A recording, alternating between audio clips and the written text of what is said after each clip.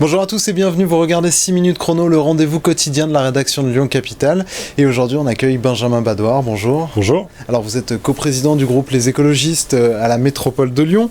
Métropole de Lyon qui fait beaucoup parler d'elle-même ces derniers temps sur cette question de la fronde des maires, de la guerre entre la métropole et les maires. Il y a eu une commission permanente il y a une dizaine de jours qui a été assez agitée avec tous les élus d'opposition qui se sont ligués pour dénoncer l'attitude de Bruno Bernard. C'est quoi pour vous le rôle d'un conseiller métropolitain d'opposition ? Le rôle d'un conseiller métropolitain d'opposition, c'est de s'opposer, souvent. Il peut être constructif ou il peut ne pas l'être. Et donc, pour cette fronde des maires, comme vous dites, ce qu'on perçoit, c'est qu'il y a vraiment deux types de maires, en fait, et de communes. Il y a les maires qui peuvent être inquiets. Il peut effectivement y avoir certaines craintes sur leur commune, sur les projets qu'il peut y avoir sur leur commune. Et pour ces maires-là, il n'y a pas de problème. On veut discuter. On est dans le dialogue. Bruno Bernard déjà a rencontré toutes les communes. Les vice-présidents ont fait des centaines de rencontres avec les maires dans les communes. Ça va continuer. L'autre jour, justement, conseil métropolitain, Bruno Bernard a dit qu'il allait aider encore un peu plus, au-delà de ce que nous demande la loi, les communes, notamment pour financer des infrastructures publiques. Bruno Bernard a commencé à aller sur les communes, cette fois-ci, sur les territoires, pour les rencontrer. Il est allé à Mézieux la semaine dernière. Cette semaine, ce sera Albigny, Rigny, Grigny.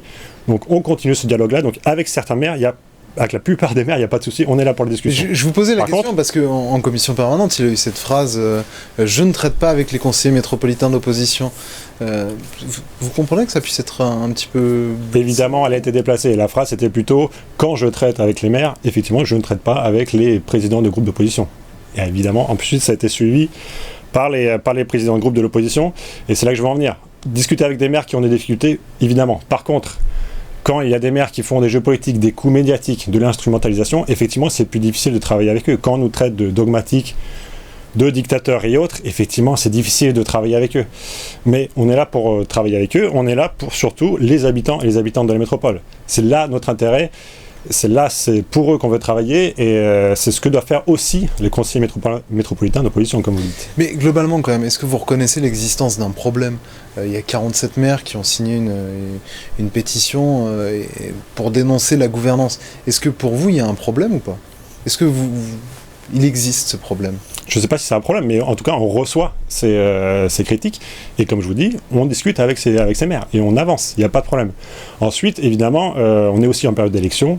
Il y a un jeu politicien qui est instrumentalisé par quelques maires de droite.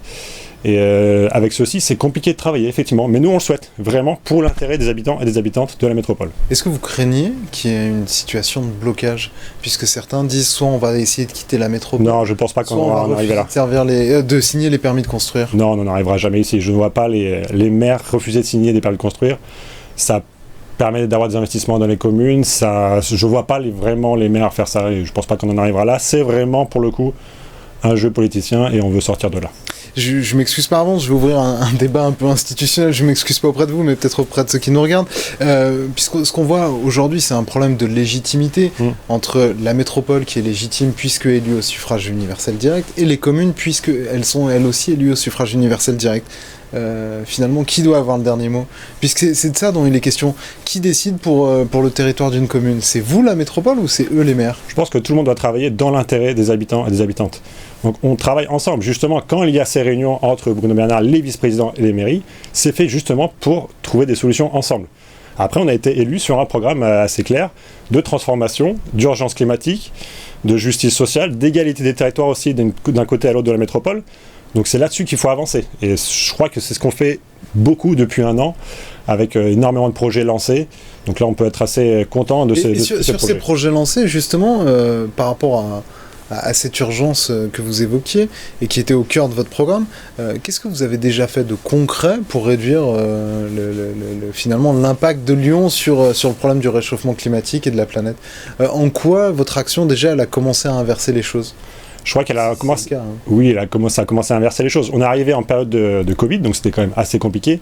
Néanmoins, en un an, on a lancé beaucoup de projets pour les politiques publiques qui sont plus proches des habitants, pour l'urgence climatique, pour la justice sociale. Ça a été notamment, il y a vraiment beaucoup d'exemples, mais ça peut être le plan nature. On a le plan nature le plus ambitieux de France, avec des forêts soit en centre-ville, soit à l'extérieur de la ville, avec des corridors écologiques, avec des plantations de haies. Ça, c'est sur le côté écologique, par exemple, avec un plan de transport, de mobilité assez extraordinaire, avec les 10 000 vélos qu'on a lancés la semaine dernière, les voies lyonnaises avec 250 km, le doublement du budget Citral. Donc ça ne se voit pas forcément du jour au lendemain, mais c'est parti. Tout est lancé et ça commence. Et ensuite, au niveau social, moi je suis assez étonné dans le bon sens du revenu de solidarité jeune, où il y a à peu près 500 personnes pour l'instant qui ont eu ce revenu de solidarité jeune. Et il y en a en fait déjà la moitié qui en sont sortis. Donc en fait, c'est vraiment un coup de pouce qui fonctionne. Ce n'est pas de l'assistanat, parce qu'au bout d'un moment, dès que les personnes ont pu remettre un pied à l'étrier, elles en sortent parce qu'elles ont trouvé une formation, un métier et autres. Donc là, on peut être assez content de ces réussites. En revanche, il y a un point qui en ce moment fait beaucoup débat dans l'agglomération, c'est la circulation qui est assez compliquée, notamment en voiture.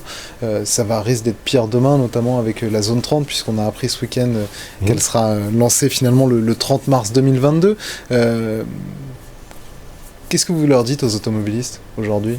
Vous êtes là pour leur rendre la vie compliquée, les inciter Non, pas du tout. Nous, on a été vraiment élus sur ce programme d'apaisement, notamment de la ville, de la métropole.